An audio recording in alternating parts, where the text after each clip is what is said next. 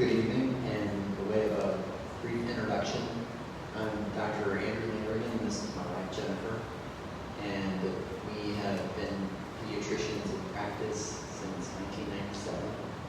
We have 7 kids, ranging in age from 8 up to 25, and we're going to talk about parenting in the first 2 to 3 years. Let's start off with a prayer. In the name of the Father, the Son, and the Holy Spirit. We ask the Holy Family to bless us. Please help us also to be infused by the Holy Spirit tonight, that we can take from this talk what is most meaningful to each of us, with the listeners here and at home. In Jesus' name we pray. In the name of the Father, the Son, and the Holy Spirit. Amen. So as we think about parenting, if we kind of start off with the basics, and essentially we're going to stick with the basics along the way, knowing that, children, all children are different, whether you're in the same family or different families. If we can hold to the foundation that our vocation in married life includes our responsibility in parenting our children with the ultimate goal that they are going to grow to know and love and serve God with the eternal hope, the ultimate hope of eternal life with God. If we keep that as our foundation, it really makes parenting much more straightforward. And so when you think about what skills we need to serve God, we need the ability to be obedient. We need the ability to be subservient. We need to be able to use our gifts that have been given to us by God.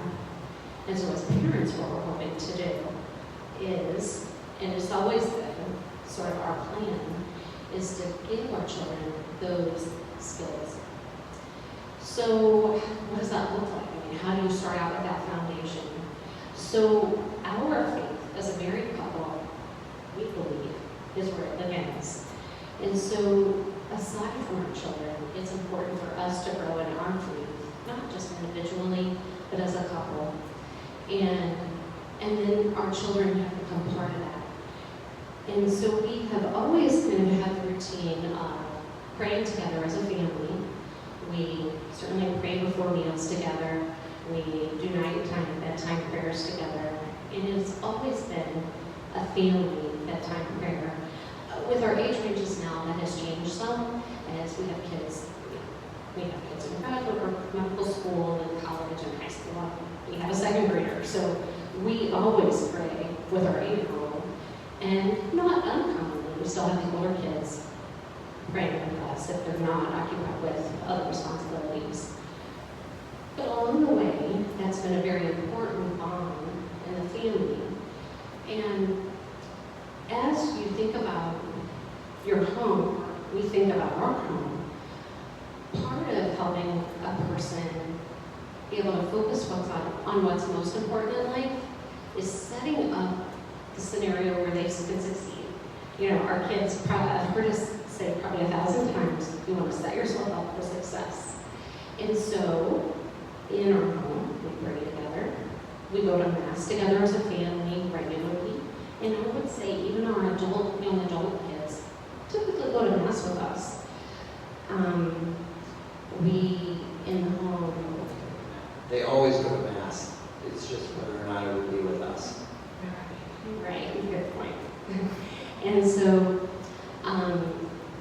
at home, we wanted to look like a Christian home, a faithful home. Those visual reminders of having a crucifix on the wall, or having a crucifix at the center of our table, or statues of the saints, or pictures of the Blessed Mother. And he was just saying, in books, of course, the things that we're going to read to our children, we want to select those things carefully and then make sure we're exposing the Bible stories from early on. The books that we read to even our babies. It's good to have them be wholesome and introduce Jesus and the Holy Family and the teachings of the church. in addition to trying to make it look like a faith-filled home, we also need to act like it's a faith-filled home.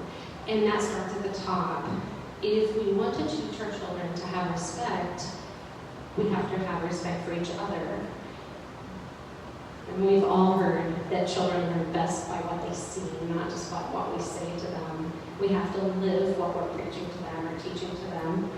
And so we laugh sometimes because I am not a very tough mom, and if anybody was ever not very kind to me, I would have folded, I think. But in all homes, children need to see husbands and wives, moms and dads respect each other and treat each other kindly and as a team. If there are arguments, or I would say disagreements, they're not to be in front of the children. So you're trying to set up this environment where children know a good way to treat others. Because what do we want? We want them to know we're respecting life at all stages, no matter who the person is, just like God would want. And in that, remembering, and we talk to the kids from early on about seeing Jesus in everyone that you're interacting with. So that's just to kind of try to lay a foundation for where our principles come from. As pediatricians, child development has always been very interesting to us, and we love child development. We love trying to help families grow and build character in their children. And on the other side of that, our Catholic faith is essential to us. I don't know how we would live life without it. And so tonight we get to talk about both. Is there anything else that you want to say? Okay. So tonight we're going to, like he said, kind of talk about the infancy to toddler period and just kind of work through kind of what a child can be expected to do, or how they might be behave, I guess, at those different stages, and how that looks in our faith life too. So it's hard to imagine anything more exciting than bringing that newborn home, whether it's your first or it's your second. It is a miracle every time. It is just such a wonderful blessing, and we have definitely been blessed. But what happens when you bring that newborn home is your family dynamics change, whether you go from a family of 2 or to a family of 9. You know, this new baby is now this new person who gets incorporated into the mix. And if you think about how you want that to end up, do you want that new baby to be treated and think they are royalty? Or do you want them to be a well-respected, loved new member of the family? We sort of like the new member of the family approach rather than treating them like royalty. And so what that means is, for sure, in the first year of life, most of what you do is teach that child that you love them, that you're there, you give them the sense of security, you're going to meet their every need. But it doesn't mean that you're going to meet that need the second they ask for it every time. So a newborn home from the hospital requires much more frequent care. They're needed every 2 to 3 hours. They need help getting to sleep. They need lots of attention. But even in the newborn period, it's okay to try to calm them, to try to help them learn that they can be secure even if they're not in your arms. So we'll talk about, let's say your newborn is fed, dry, and is just laying on their blanket, doing a little floor time, and starts to cry, but really hasn't done very much time on their own. It's good to talk to them, maybe touch them, try to entertain them a little without picking them up the second that they cry. The other thing that happens, if that's not the first baby in the home, is that teaches your other children too on how they might interact with a new baby.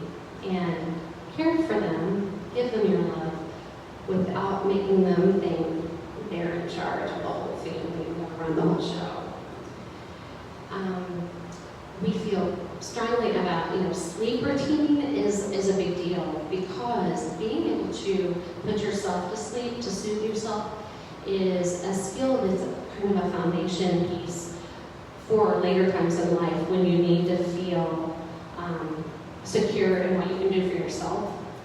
And so even in those early weeks, when you get the chance to lay a drowsy baby down before they're sound asleep, it's helpful. They start to learn that, yep, I can be secure even if I'm not in mom and dad's arms. I like the space where I'm going to sleep. And that routine becomes kind of ingrained in them, and it, in a sense, kind of gives them that sense of security and confidence that they can do some things on their own. And that's not such a bad time to even offer a baby a transitional item. So at our house, we have what we just refer to as tag blankets.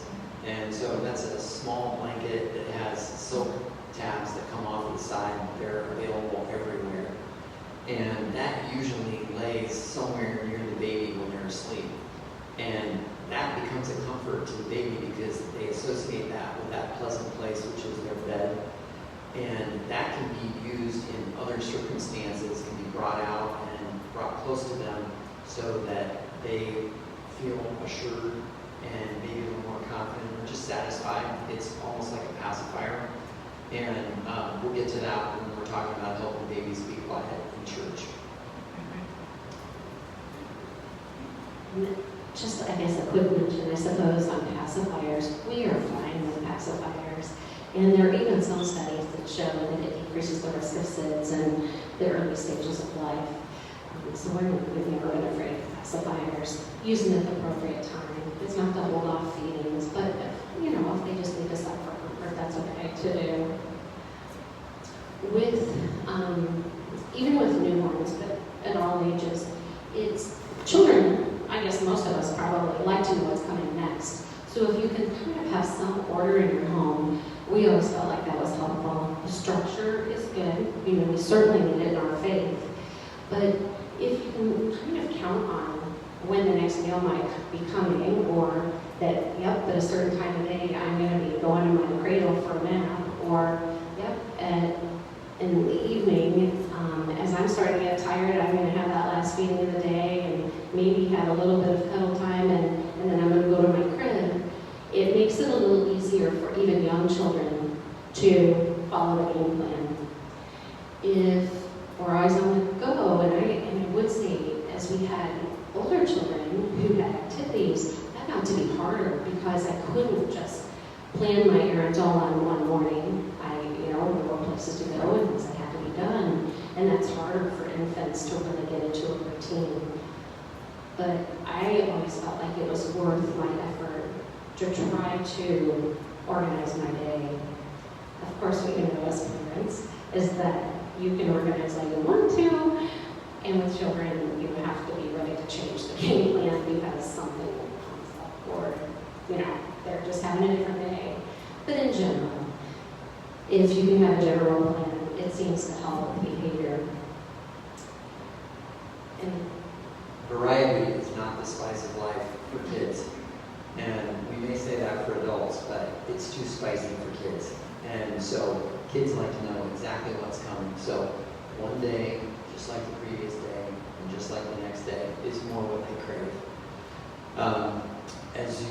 And that schedule that you have is really not much of a schedule at all when you bring a baby home, because most of them are just eating and sleeping and making dirty diapers in that first couple of months stretch. But what you notice in about 2 months is that they're starting to spend more wait time, and that's when the schedule starts to form, so that after they've had some wait time in the morning, mom's going to do a feeding, and dad, if he's there, can do the feeding if the baby's getting bottles, and then you're going to head for bed.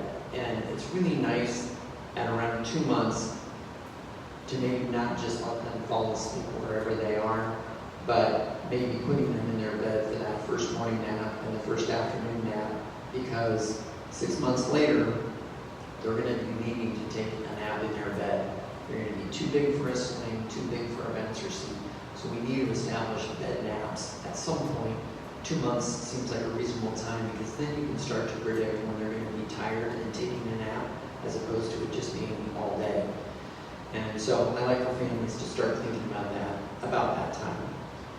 And anything else for 2 months?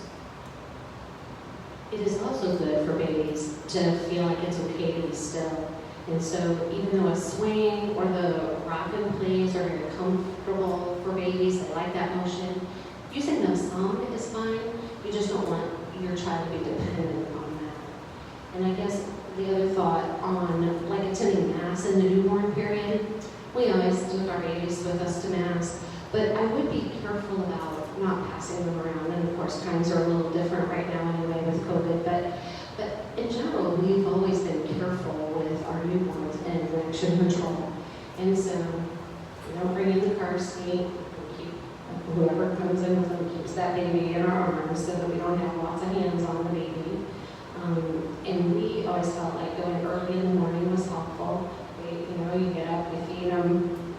Hopefully you can have enough time to go attend Mass, participate in Mass before the next feeding. But having that routine is helpful too. I think some of that is self-discipline on the part of parents, making sure that you're getting up in advance so that you got yourself together and then the baby can get fed. Taking a full baby into church is a lot better than taking a baby that's potentially going to get hungry into church. And so you're trying to set yourself up for success. And we don't like a lot of back and forth in church, one, because it kind of makes a scene, and the idea would be that everybody's attention, everybody that would be around us would be able to keep their attention on the most important thing, which is happening up on the altar, not us creating a disturbance, and that kids wouldn't think that they're going to determine which parent is going to hold them during Mass. They're going to be held by whichever parent they're being held by when Mass starts.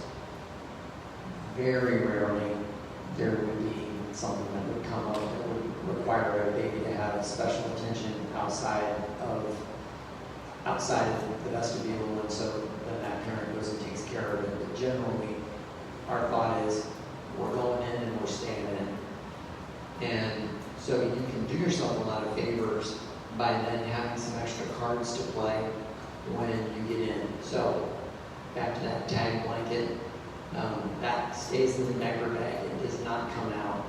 If kids are getting a little older and it's cold out, when you walk in, the coat doesn't come off the child. They stay right in your arms and the coat is on, and you're going to stay nice and quiet. You come in, you kneel, and you pray.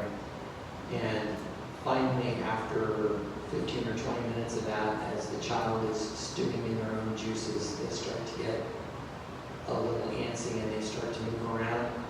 And you take that jacket off and they feel like they just walked into air conditioning and now they're satisfied again. So you just walk yourself maybe another 10 minutes. And then they start to get a little antsy and they're starting to move around a little bit more.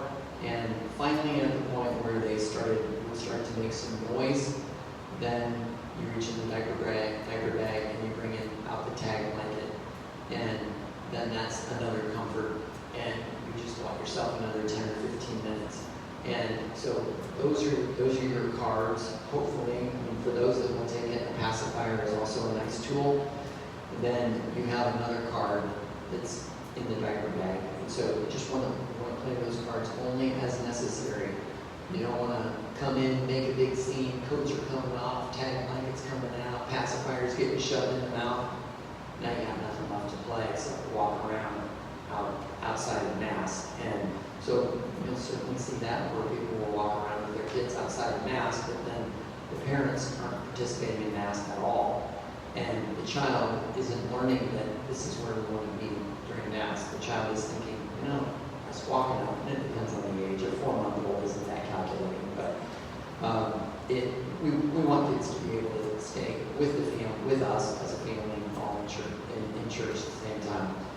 And we don't usually take a car seat in because, at least in non-COVID times, if the baby's sitting in the car seat, blue-haired Aunt Thelma behind likes to grab the pacifier and put that back in the baby's mouth and caress the hands, and then the hands go in the mouth, and it's just a little too much touching.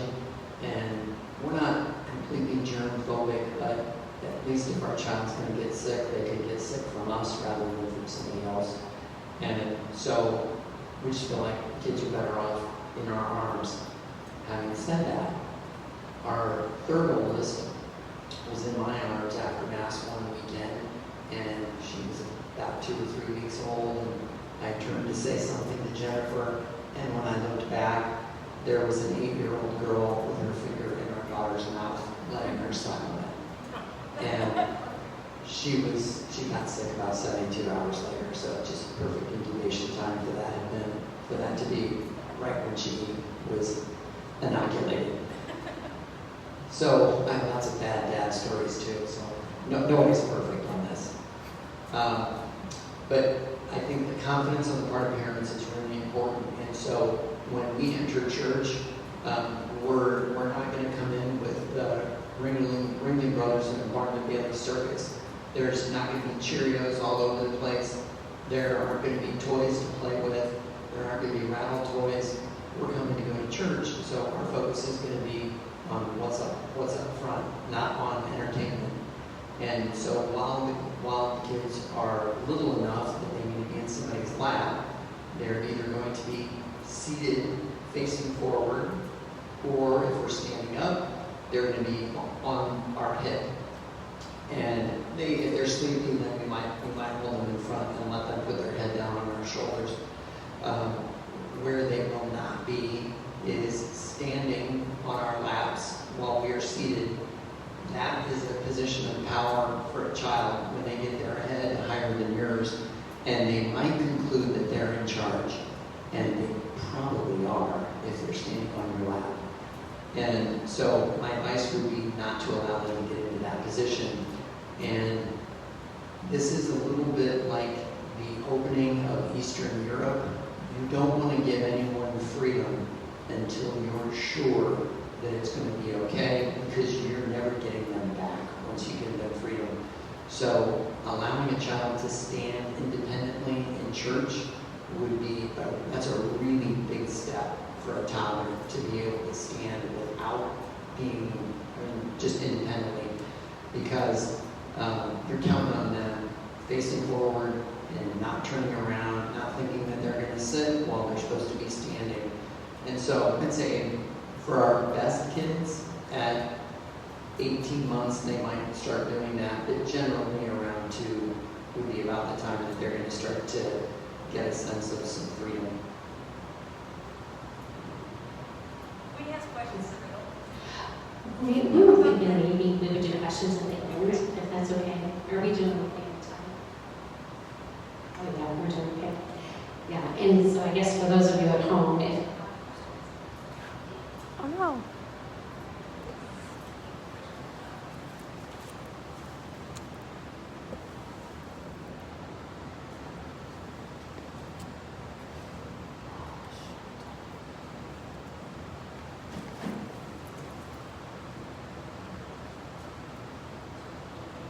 Yeah, you can keep going. Just talk. I'll put it right here. That way they can hear you.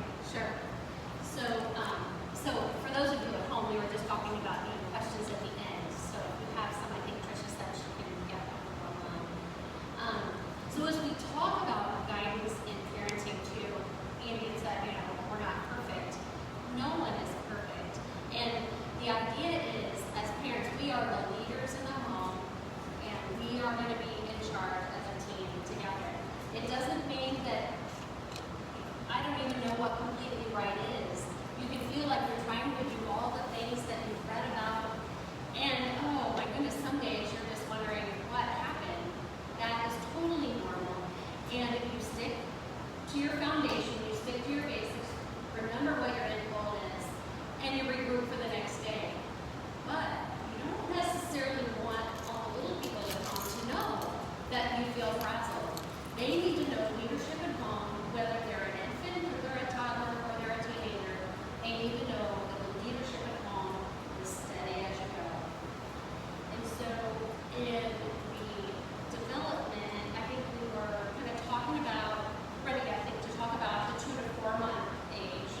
You know, they're starting to be more socially interactive, and they need a lot of that.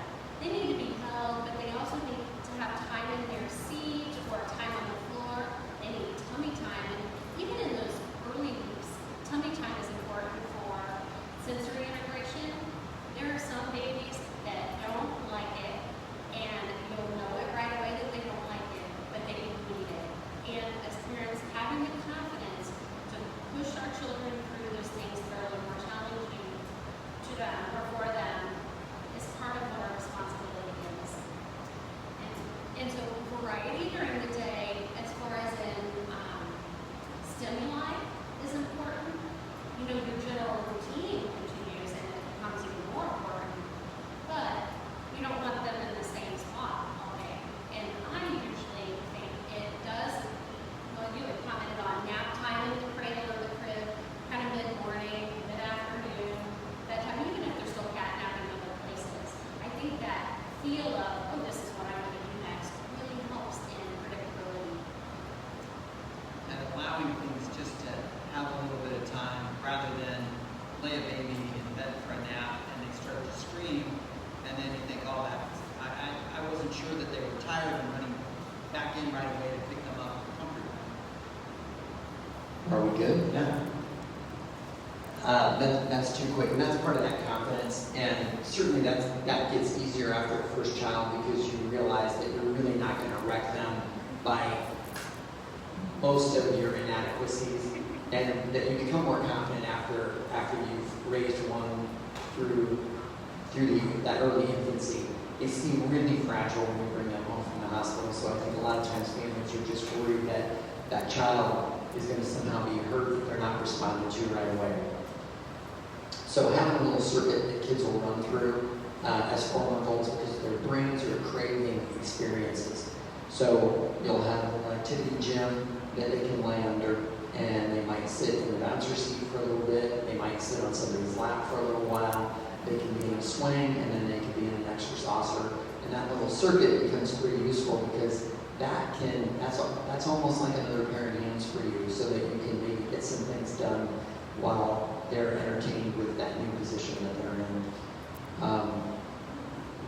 With that entertainment though, I would say it is nice to have them there where you can talk to them. So no matter what their position is, you're still interacting with them. Not that they need 100% of your time and focus to interact, every minute of the day, but they definitely need to hear your voice. They need you talking to them. We want to avoid screen time. Having the television on in the background is not great. Checking our phones, being distracted by the outside world is not great. It doesn't mean you have to be isolated, but this is a responsibility. This is a vocation we're talking about. And sometimes I think full-time parents who don't work outside of the home maybe don't get the respect they need. That what could be more important than rearing children to love and serve our Lord. And this is what all of this is about, giving them the skills to be able to do that when they're older. With their social skills developing, this is a great time for older siblings to talk to babies. Babies love children. You just see them light up when children are talking to them. And that makes the older child feel good too. It's great for self-esteem and confidence building and family bonds.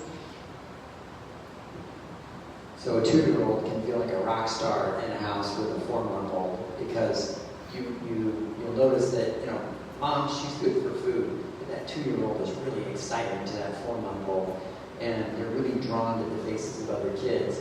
And so even by 4 months, a baby might sit in a bouncer seat and sit right on our kitchen table while the rest of us are having a meal. St. Pope John Paul II called the family the domestic church. And if the family is domestic church, then the domestic classroom is that supper table. That's where all or many of those important conversations occur, where parents are talking about what happened during the day, what their experiences were, and then maybe topics of the day that are going to affect life, both in faith, but we talk about politics and science. Now their older kids are getting a little further into medical school, the younger ones or the others get a little bored sometimes at the medical talk at the table. But that supper table is it's almost sanctified in its importance in the family. And so if life gets really busy, I doubt that there's going to be a travel baseball team in heaven, but if kids have learned their faith at that supper table, that might get them to heaven. So all the things that we busy ourselves with, where there are lots of practices and lots of let's go do this and let's go do that, if that's taking away from supper time too much, you're losing something pretty important. So trying to keep that time carved out, that may not be at the same time every night. It may be that there's an early softball game at 6 o'clock, so we're going to eat supper after the game, but we're going to still sit down together and eat together so that we aren't just giving up on that during softball season or basketball season. And our kids, other than in the fall, our kids are usually involved in sports, but we're not going to allow that sport to take away those important parts of family time. One quick thought, just practical thought on the bouncer seat on the table, just don't walk away. 4-month-olds are getting kind of strong, they bounce those, and just scoot off, so just don't walk away. So about 6 months, babies are starting to sit, and so they're just starting to get on the verge of being more mobile, so safety gets a little tougher, you have to worry more about choking, their social skills are continuing to grow. It's a good time to just revisit your safety proofing at home, your baby proofing, so that there aren't going to be coins or anything, little pieces on land, things you can't even see that they pick up and choke on. About that time, we're going to start introducing some spoon feeding, which is always a fun time, but it doesn't have to be something that starts to rule life, and so they're just learning a new skill. One thing that we always kind of felt too is that as we're respecting life at all stages, that also means even that young baby. And it may seem trivial, but something as little as like where you do diaper changes, we feel like does matter. Whether or not it ever matters to that infant, it kind of matters to the older kids because you're also teaching them that even this infant is deserving of some privacy, sort of, not just not out in public. And it teaches them that, there are some things on our bodies that are more private than others and that deserve a little more respect. It's just not out there. Not that it's the end of the world to change a diaper with company around.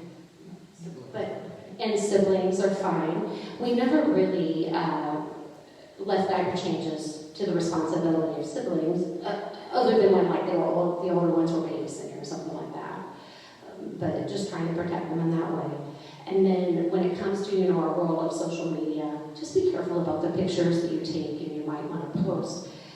Sometimes embarrassing pictures come back to kind of haunt kids when they're a little older, and we just want to make sure we're always respecting even that little person in the home. So then around 9 months, now they're about to crawl, or they are crawling, they've got their pentographs, so they're starting to do some table feeding, or table food feeding. Typically that's going to be a texture where it's mashable with a fork. You're going to have just small bites, so we don't have to worry that they're going to choke on it. But now they're in the high chair at the table, and they're really part of that family event at the table. Even more so than before. But sometimes 9-month-olds, they love to throw their food. So they are at a point, even though we usually talk about discipline, and we will, at our 13-month checkups, even at 9 months, they can start to learn that, we're not tolerating you throwing your food on the floor. And so when that happens, a good thing you might do is take their plate, turn their high chair around so they just got excluded a little bit. And then in a minute or two, you say, all right, come join us again, and you turn them back around and you get to try again with their food. They're still part of the family, and that's what you're wanting to reinforce. That being part of that family, the family that just said our blessing before the meal, the family that prays after the meal, that's a big deal. And that's where you want to be as one of the family members. 9-month-olds really like to be entertainers of the family. And so if the gaggle of laughter occurs after they throw food off their tray, that's just positive reinforcement for that behavior to continue. So you need to have a gentle conversation with the gallery to let them know that we're not going to be laughing at that anymore, and that we'll try to take on more of a stoical look when that behavior occurs, so that when they get turned around, okay, you can smile when the baby's turned the other way, but we don't want to reinforce that. At 9 months then, I don't know if you mentioned, did you say something about sippy cup? And usually that's a good time just to start a sippy cup so that kids are training on being able to drink in what a little more of a mature way. And they can usually start with just some water, and then eventually if kids are going to transition over to cow's milk at a year, just occasionally putting some cold cow's milk in there so it's not too much of a shock to them after they have their birthday that they're getting cold milk in a cup with their meals. One thought on that, even if it's just water in the sippy cup, it's good to have the routine that, yep, we do this in the kitchen. You know, maybe you don't always make them get up into the high chair. Maybe you have a mat on the floor if it's just a drink of water. But again, that routine helps them start to build that inner self-discipline that, yes, this is the way we do it, and it's not just a free-for-all. So there might be a spot that you would just have kids sit in where they're going to drink that water, and even before they can talk, then they might be able to just go sit down at that spot just to let you know that they're thirsty.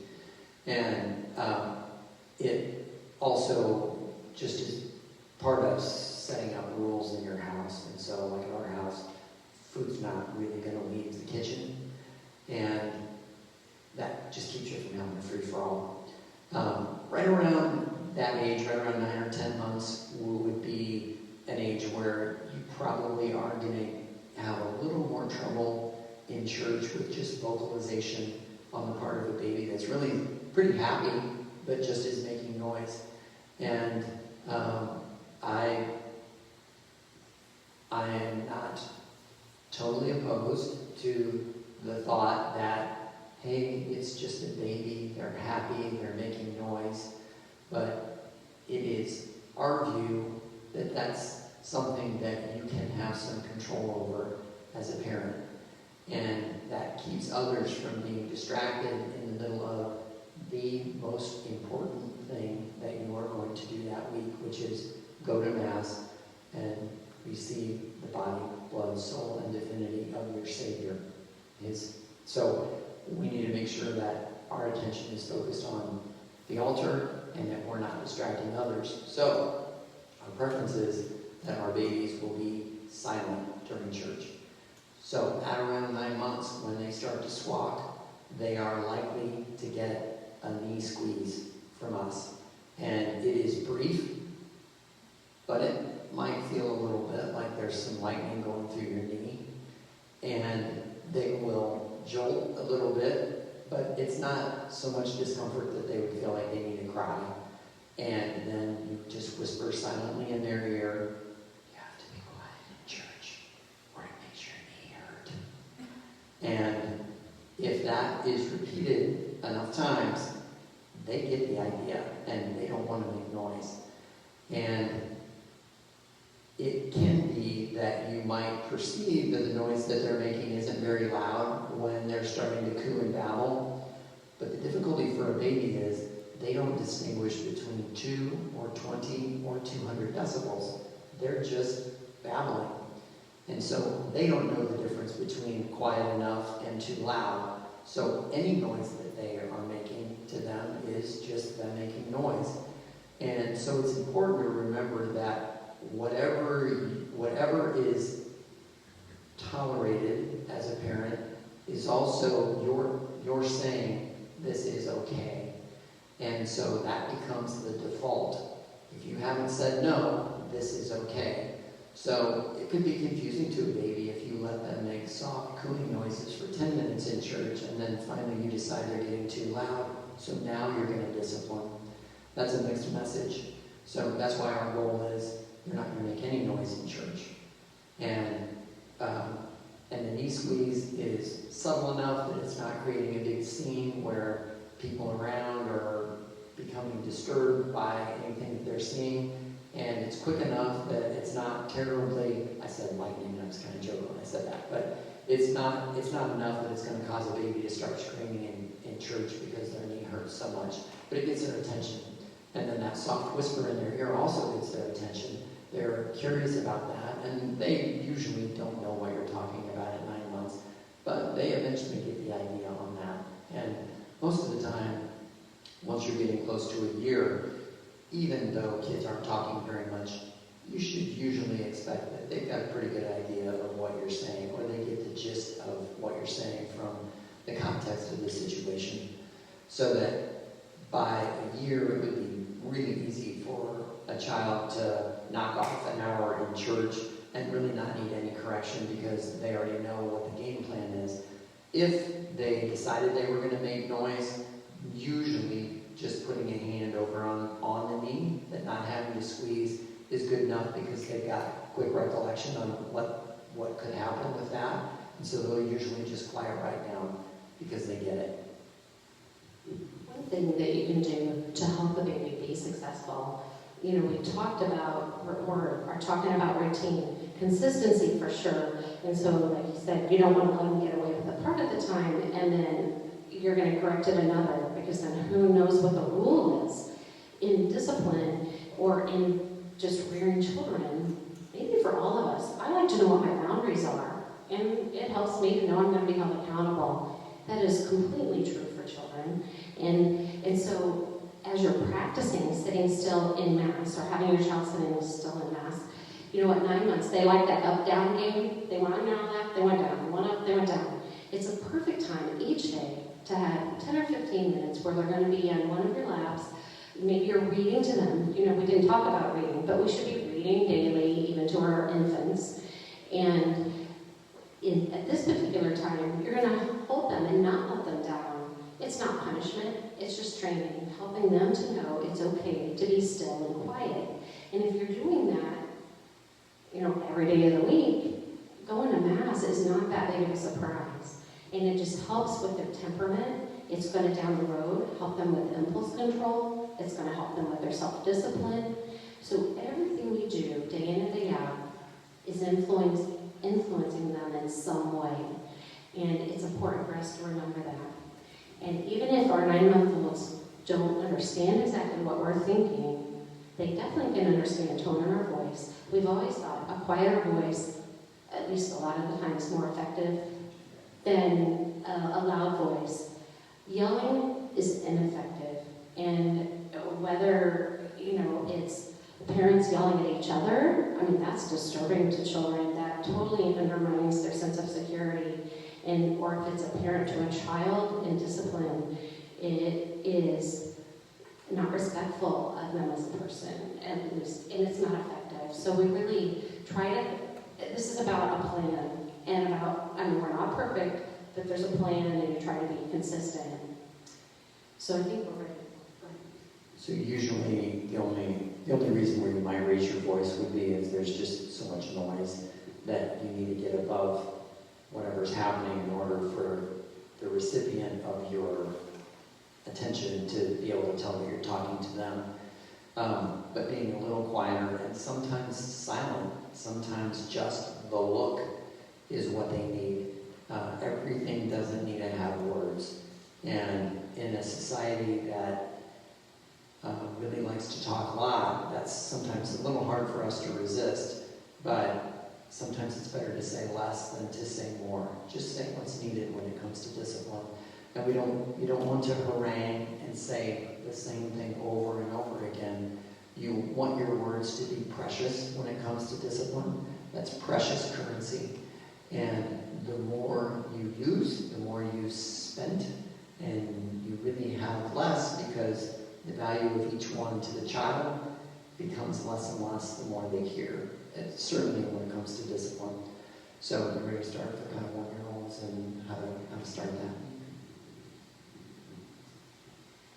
Well, at 13 months, your children are so smart, you know, they can understand a lot, and they also understand that they would like to be in charge.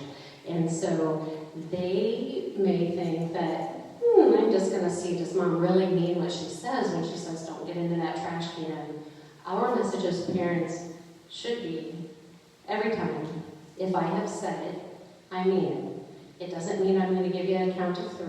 It doesn't mean that I'm going to tell you in a minute. If you do it again, I'm going to make you sit down.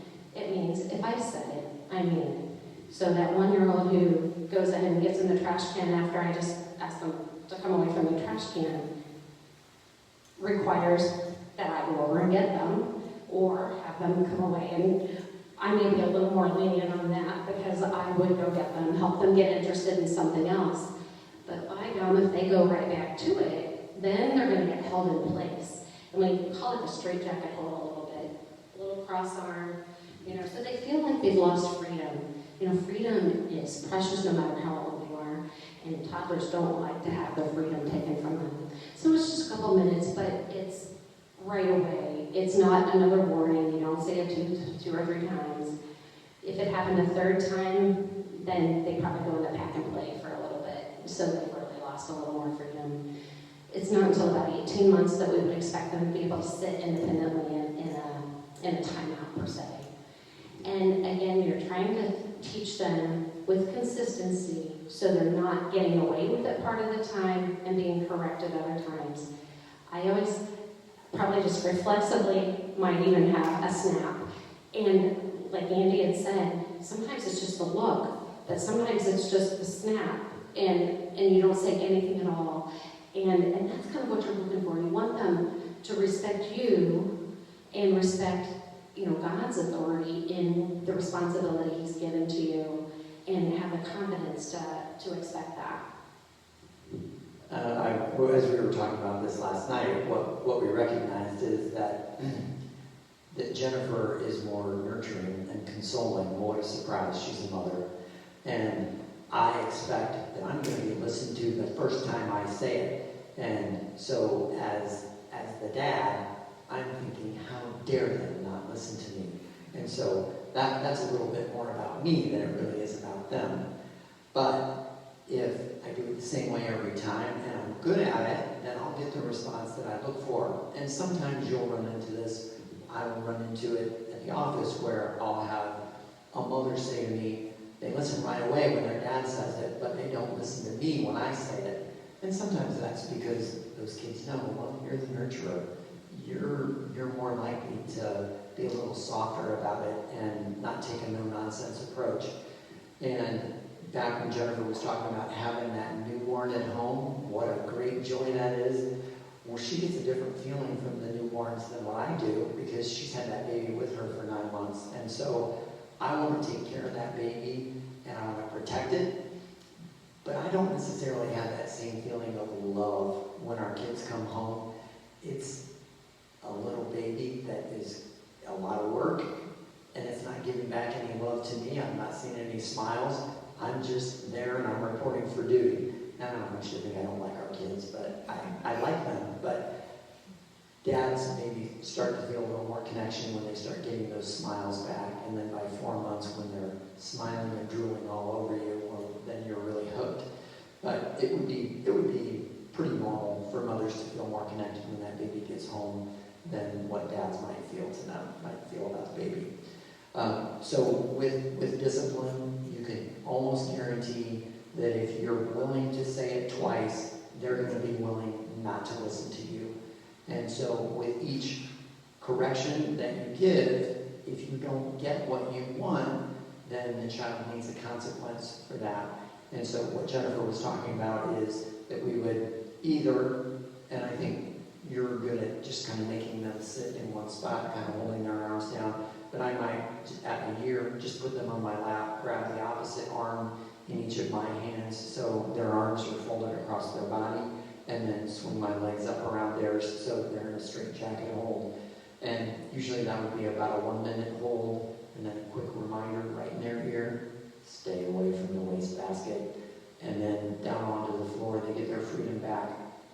It's probably not a great idea to have a lot of close, lovey, huggy time right after a child's been in trouble, or they might engage in that bad behavior in order for the secondary gain of, hey, I got mom away from that lousy checkbook, she's now down on the floor playing with me.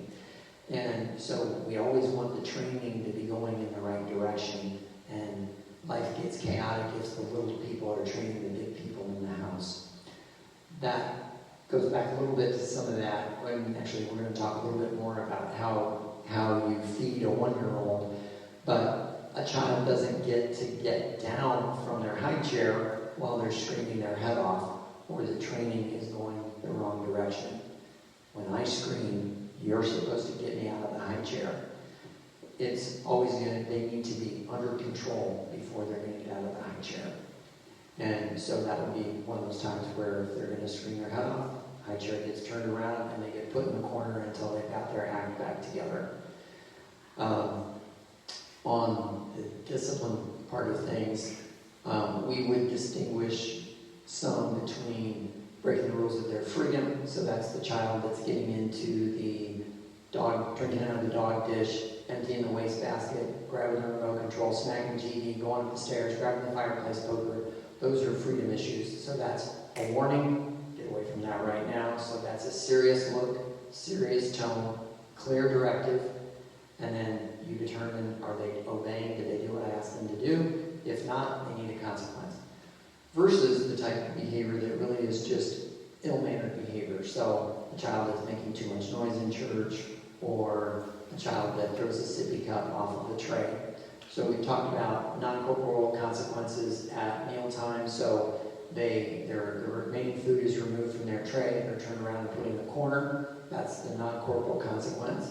Or the corporal consequence would be the sippy cup hits the floor, and then they get that knee zap, and then you whisper in their ear, when you throw food off your tray, that makes your knee hurt.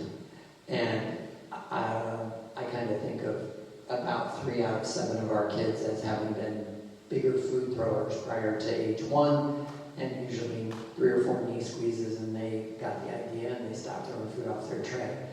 They would have all experienced a little knee zap periodically in church, so it's a pretty quick learning curve when it comes to throwing food off the tray.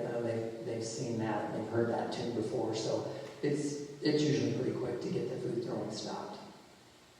So when you think about feeding your toddlers, some days they eat great, other days they eat nothing. Sometimes only one meal a day is great. Our job is to make sure we have good nutrition presented to them, safe, healthy nutrition. But it's best not to talk about the food while we're at the table. We're going to talk about other things. We don't want to give that extra control to the child to determine what's going to be for dinner or how many options there are going to be for dinner. How much begging occurs on the part of parents. You need to eat. Look, there's still food there. Time's running out. Come on, let's eat. Children need enough to grow unless there's some other extraordinary situation. But in general, it's better not to feel like your child is going to hold that over you, that they're not going to eat. You cannot make them eat. You cannot make them go to the bathroom. And you cannot make them go to sleep. You want to set them up for success. And so a good variety. It's good to have a fruit at each meal, a vegetable at lunch and dinner, along with the carb and the protein. But we're not just going to eat carbs all day either, And so if you don't eat your green beans, well, you're not getting extra on the, mac and cheese or whatever it might be that they like better. And not feeling like you can't be in control of that. If ever you're worried about making them feel bad, I feel better if I think about discipline not as punishment, not as being in trouble, as I do as training. And we are training them for the long haul. Every time you give them a little more confidence to control their impulses, a little more confidence to do the right thing, they are going to be able to use that in school, in their jobs, when they're maybe tempted to break one of the commandments. So all these little things that you're doing in these early years, they matter. And so have the confidence to help your child know how to do the right thing. So you're not going to fight over food. The food is presented to them, whatever everybody else is having. portion sizes roughly equivalent to 3/4 the size of their fist or palm size, and then you don't have to talk about the food. They eat or they don't, and deciding as a parent whether or not your child has had enough to eat would be like me deciding for you whether you have taken enough breaths in the last minute. I have no idea, and you don't really know how much they need to consume. Generally, we have guidelines on milk after kids turn 1 that they're going to drink around 18 ounces of milk a day. And so that one is a guideline, but if they aren't going to drink 18 ounces, what are you going to do to make them drink 18 ounces? You're not going to get juice for sure. So, you can't make them do, but you don't have to allow them to do something that's not good for them. So typically we would say milk at meals and water between meals. One other thing, while we were talking about discipline, if a child tells you no, that is completely off limits. The first time that toddler tells you no, it's like, oh, have a seat. You don't even get another warning on that one, because that's defiance. And so that's another different, kind of a different level of disobedience. At the hospital, when something really lousy happens for the first time, the corporate powers that be refer to that as a sentinel event. It's something that there's a horn blaring, and this is something that we have got to get fixed. And I always think that first time I hear the word no come back at me, this is a sentinel event. And so it's a big deal. It's not something where you can say, hey now, don't talk to daddy that way. It's going to take more than words. And they need to feel like it's a big deal. It is really not that hard to raise kids without spanking them, but that might be one of those situations where a single spank on the rear end might take care of that, just that first time. But after you hear it the second time, I would not spank again for that. I would just have them sit down. So really using language against you, that would be typically sometime after they're 18 months old. So then we would really be strong into just having the kids sit rather than holding them in that straitjacket hold. And what I kind of think of is that you're shooting for around 5 minutes per year of age. So if they're 1, you're maybe going to try to get to 5 minutes with that. The timeouts, the official timeouts, are only 1 minute per year of age. And they were invented by the adults of the hippies movement. And these were the sociology and psychology people that taught at places like University of San Francisco and Berkeley. And you can imagine them sitting around smoking marijuana, coming up with their theories of, hey man, maybe they should just sit for 1 minute per year of age and just come back with a new and groovy attitude, and we'll call it a timeout. That's not going to get you anywhere. You may recall that the hippies movement wasn't very strong in self-control, and what we're going for is for them to have some tools to use, this child, to have some tools to call upon of self-control. And so it's necessarily going to need to be longer in duration than what they would just be able to do like that. And so we're striving for a long enough period of time that when they're finished with it, the next time they're tempted, they've got a little more willpower to call upon, because it will require willpower for them to make themselves sit there. So what if you have them sitting there and they kind of give you a coy look and they stand up? If you say, hey now, mommy said you need to sit down, you just entered into a game.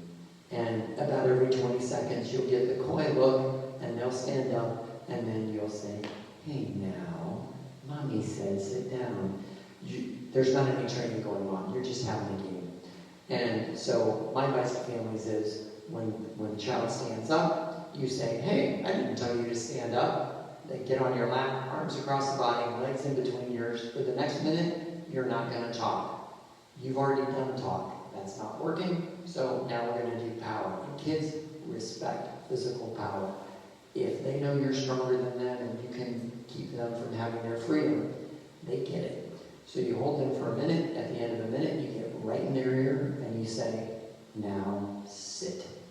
And you put them back in the seated position. If they're under control and they can sit, they start working on their time again and you reset the timer. For us, it's the microwave. But if they're out of control and they're rolling all over the place, then that's not really the practice that we're looking for, nor is it the behavior. So I might get a hold of a forearm and an ankle, carry them to the next room, gently set them down and say, come back in the kitchen when you're ready to try again. And then they've got a chance to pull it together. They come back with a sort of questioning look on their face, and you say, okay, let's give it another try. Have a seat. And you're going to stick with that until you get the prescribed time out of them. And then it's all over, all's forgiven, and we move on. We didn't talk about words to use with our babies, but we've always felt like baby talk does not help them grow. And he commented on it in that scenario. You know, talk to them like they understand. They understand, and if they don't, they're going to. And so baby talk or talking down or using slang terms for things is not usually very helpful in helping them to grow. And so if we are moving on to around that toilet training age, as I mentioned, that's something we can't make them do. But you want to make it available. Make it set them up for success. If they're starting to wake up dry in the morning, it's a great time to have them try. Or maybe at bath time, you're going to have them sit on the potty chair. But don't push. 2-year-olds want to be in charge. They are the age group that like to tell you no if you don't get that stopped right away. Usually you get those things stopped in the behavior and you're ready to move on and keep growing. And so not pushing a battle you can't win is typically pretty important, but it doesn't mean that you give them what they want. You know, we talked about, you know, everyone has different personalities, and we may have, most of us have children who are have stronger determination, other children who are more sensitive, and that first stern look makes them fall into tears. Well, you may not make that child sit. They may not need to sit 5 minutes in order to change behavior, but they also don't need us to apologize for correcting them. So it's hard if you have a soft spot in your heart, then and they cry right away. You want to say, "Oh, it's okay," you know. No, it's not okay. They were disobedient. It's good that they're sad. Maybe they don't need 5 minutes. So you may have some variation in exactly how you do it, but the consistency of taking care of it with action is good, and not getting it too soon. So with toilet training in a 2-year-old, you know, it's just part of you're trying to teach them. But trying to force it before their body's ready will just cause them to be defiant and kind of set up a stiff arm for that. A 3-year-old who's not toilet training, presuming everything else is, you know, normal, the bladder's working right, whatever, they need to be encouraged to decide that they want to do it. So then you start pulling back fun things in life. Maybe it's the preschool activity like Play-Doh. Maybe it's the cookie after dinner that everybody else is having. And, you know, we're only going to do that for people who are trying to use the bathroom on the potty chair or the toilet, you know. And so a 2-year-old's not ready for that. A 3-year-old, yeah, they can work toward that. And you kind of want kids to feel like you're pulling the rope the same direction rather than pulling it against each other.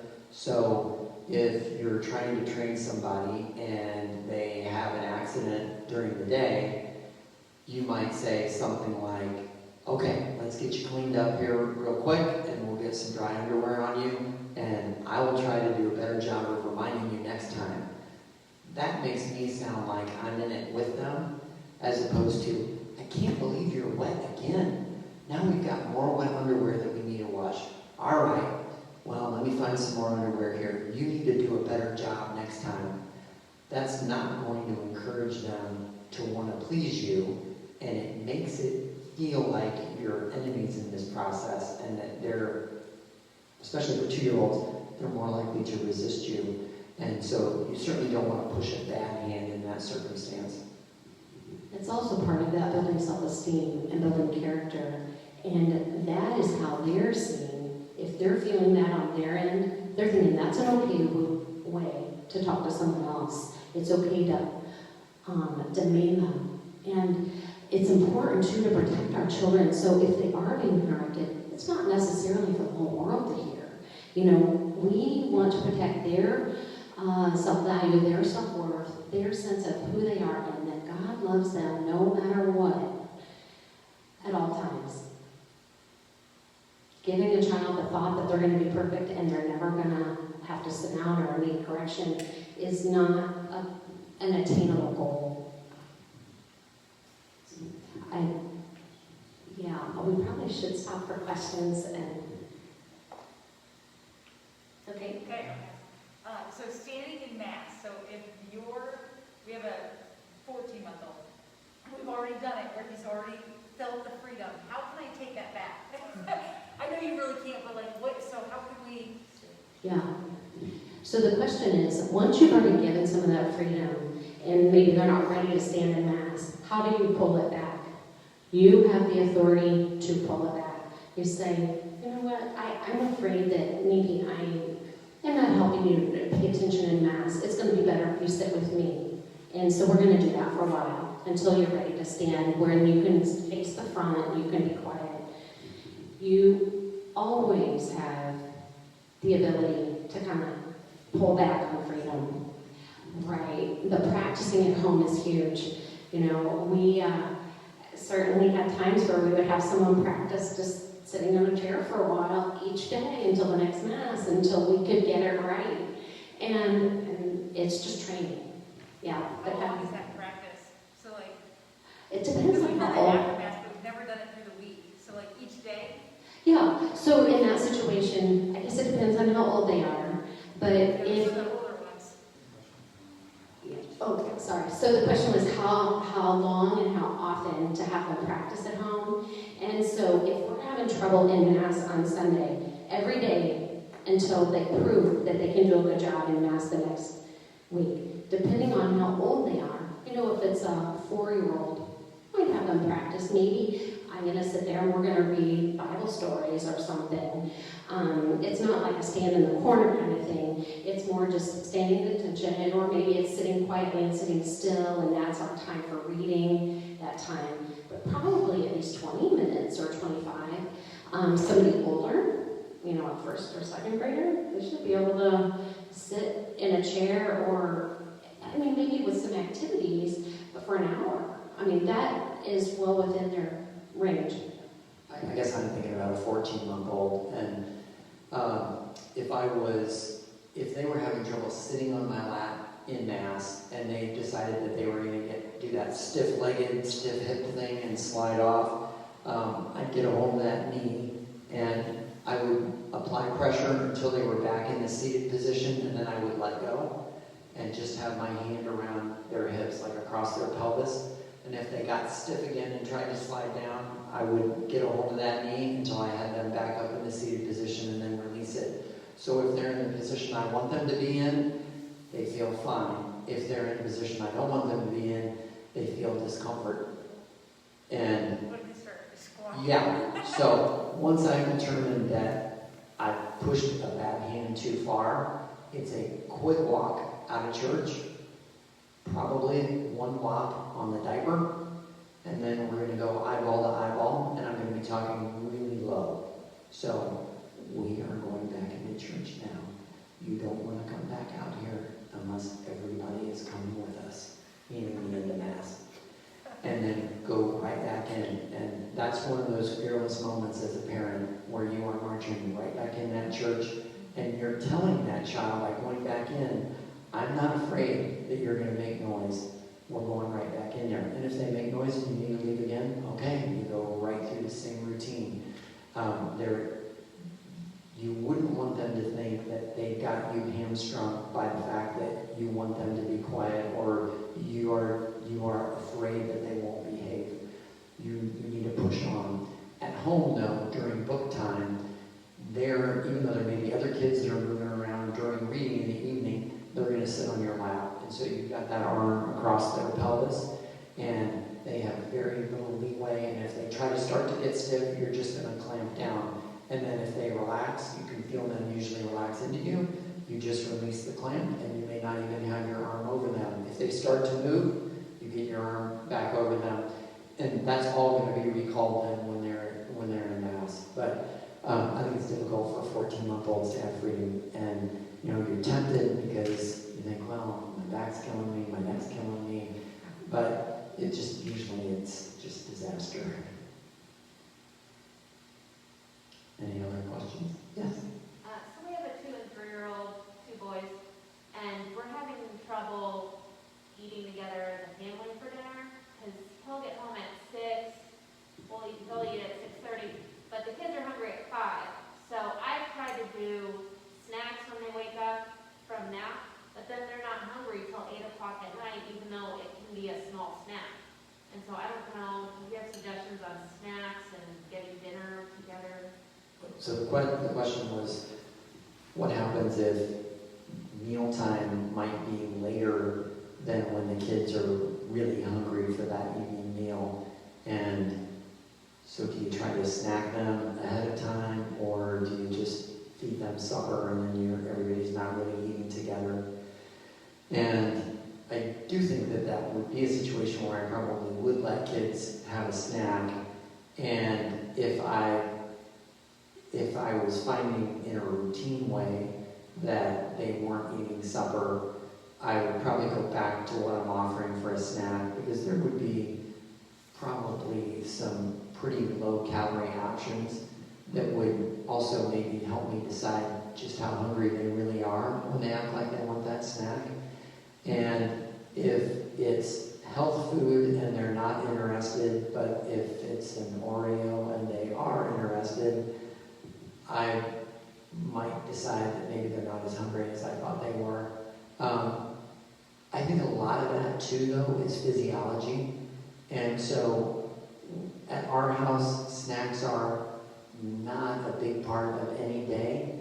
And kids could typically go from noon until 6:30 without eating anything in between, because that's what they've been conditioned to. And so it wouldn't have to be that their physiology necessarily would demand that they have to eat something in the middle of the day, other than that's kind of the routine, and that happens to adults too. They get into routines of eating throughout the day, and it doesn't mean they have to, but it's their routine. I do think, though, for some little kids, that you start to feel it in their behavior. I mean, they do need that snack, and so what I would suggest is you pick your fruit or your vegetable, maybe that you're even going to have for dinner, maybe leftovers from the night before. Give that as the snack. Typically, when we do between meal eating, we almost always try to push a fruit or a vegetable, so that then if they're not hungry at dinner, not as big of a deal, because they've still gotten that healthy part of the meal. And I would still have them sit at the table with you, though. And right, you still don't talk about the food. It's about the social, the family part of the meal. You still do your blessing prayers. You talk about the day. It's such a good learning time. We want that. And 2 and 3-year-olds should be able to sit at the table with you 15 or 20 minutes. Yeah. You get to decide when dinner's over. The children aren't supposed to decide. And way more important, that they eat less than what you expect, but they eat with mom and dad, than that they eat great and you think wonderful, but now we've missed that family classroom of being at the supper table. I mentioned young kids being hungry and needing to eat, but sometimes school age, especially elementary age children, lunch is fast and they don't get a chance to eat enough, so they too sometimes need something more after school. But if it's fruits or veggies, at least they're getting value out of it. I would try to stay away from the snacks and the sweets between meals. Yes.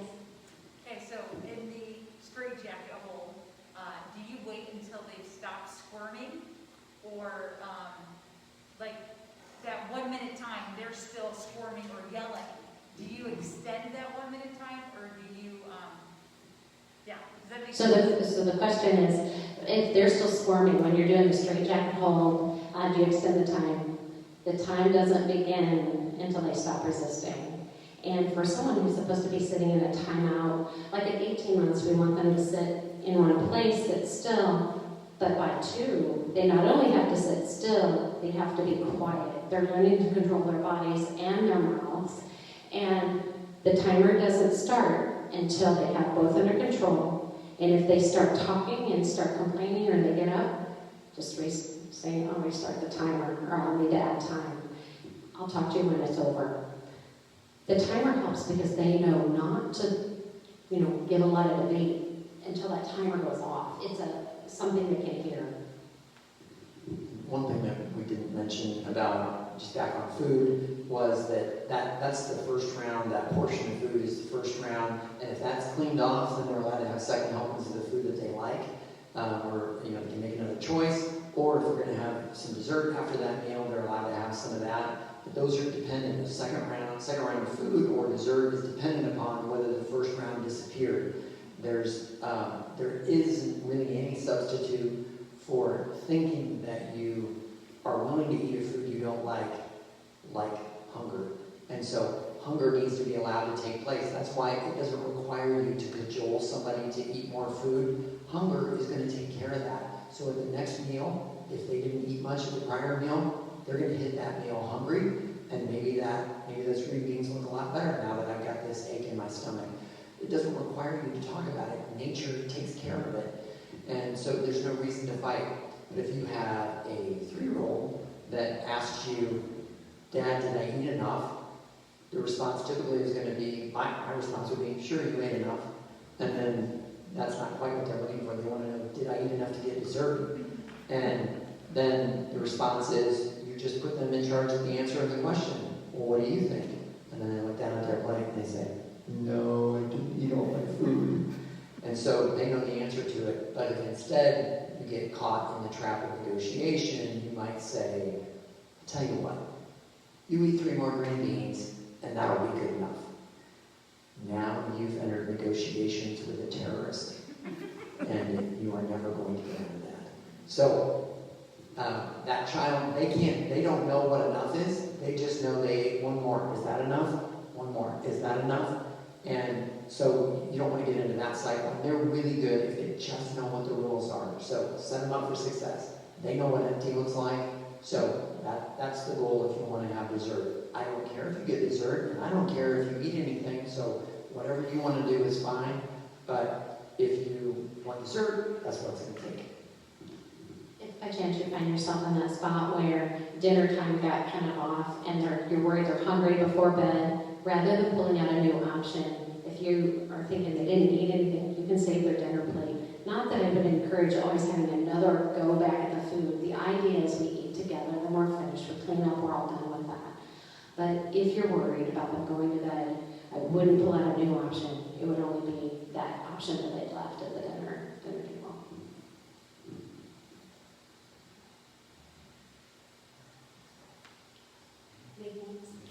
Well, thanks for asking us to talk. We cherish parenting, and we hope that this was helpful to you. But just know our children are such a blessing and such a gift from God. And we're not hopefully expected to be perfect. The idea is we do our best. We try to keep our eyes focused on the goal. Christ is what we're after. We want to imitate the Holy Family best we can. Pray together. Be a team as a couple, and love them, guide them. Be confident in your skills. You just have to adjust along the way, with your foundation being in that consistency and what your end goal really